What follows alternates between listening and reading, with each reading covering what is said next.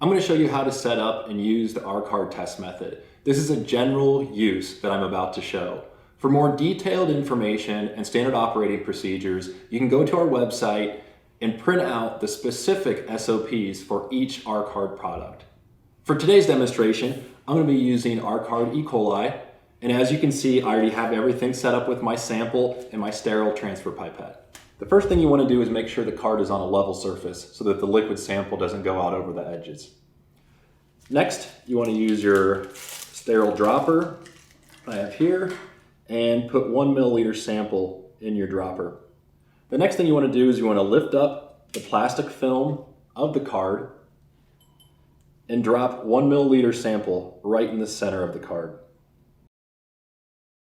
You simply let go of the plastic film and the liquid will spread out evenly over the card. If for some reason that the sample doesn't, you can use your fingers to sort of blot it out and to let it spread out.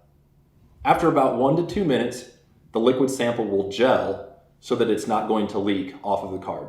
Now that the test has been set up, we recommend placing the R card in an incubator for 24 to 48 hours for the most accurate results.